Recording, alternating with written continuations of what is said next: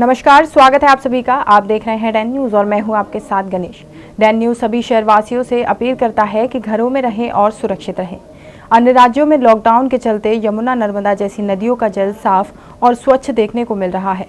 वहीं अगर आगरा की बात करें तो आगरा की यमुना नदी का जल पूरी तरह से दूषित और अस्वच्छ दिखाई दे रहा है।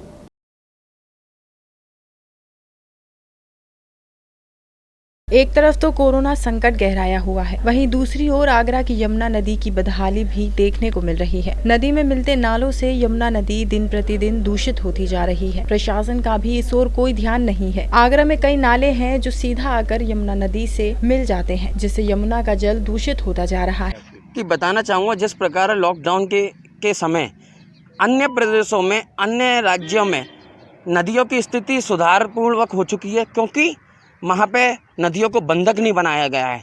चाहे वो गंगा हो या सरस्वती हो या कोई भी नदी हो, लेकिन आगरा की यमुना नदी बंधक होती हुई आगरा में प्रवेश करती है। गोकुल बैराज, हरियाणा, दिल्ली, हथनी कुंड, निरे बैराजों को बंधक बनाते हुए आगरा में प्रवेश करती है। उसके बाद रहस्य कसर शहर में गिरने वाले नाले उसकी पूर्ति करते हैं। आगरा के एक तरफ के नाले 40 नाले यमुना में सीधे प्रभावित हो रहे हैं, जो यमुना का वाटर लेवल को साफ़ होने नहीं दे रहे हैं, यमुना की हालत को, दुर्दशा को सही होने नहीं दे रहे हैं। इसके कहीं ना कहीं जिम्मेदार आगरा का प्रशासन है, आगरा के अधिकारी हैं, जो आंख मूंदे हुए हैं इस बात पर कि यमुना को शुद्ध करना है, सफाई करनी है। और जहाँ एक और हम लोग भी इसके जिम्मेदार हैं, जो थैली पॉलीथीन का उपयोग करते हैं, यमुना को दूषित करते हैं। मेरा सभी शहरवासियों से निवेदन कि जूते की कतरन को नालों में ना बहाएं, थैली का उपयोग बंद करें, यमुना को शुद्ध बनाएं, निर्मल यमुना, अविरल यमुना को बहने दें। लॉकडाउन के चलते दूसरे राज्यों में यमुना नर्मदा जैसी नदियां पूरी तरह से शुद्ध देखने को मिल रही हैं, पर आगरा की यमुना नदी पूरी तरह से दूषित दिखाई दे रही है। काफी समय से यमुना नदी पर बैराज की मांग की जा रही है, लेकिन प्रशासन और सरकार इस ओर कोई सुनवाई नहीं कर रही है, जिसके चलते यमुना का जल दूषित होता दिखाई दे रहा है।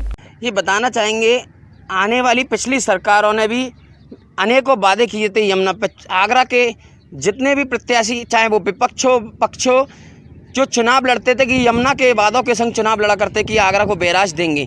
आगरा को बैराज तो छोड़िए, आगरा को जल नहीं दे पा रहे हैं। क्यों, क्या कारण है, इसका भी स्पष्टीकरण जनता के सामने होना चाहिए कि क्या कारण है कि हम आगरा की यमुना को शुद्ध नहीं करवा पा रहे हैं या उसके लिए जल प्रभावित नहीं करवा पा रहे हैं। केंद्र सरकार, राज्य सरकार इस के लिए क्यों प्रयास नहीं कर पा रही है सही स्तर पे कि यमुना को शुद्ध किया जाए,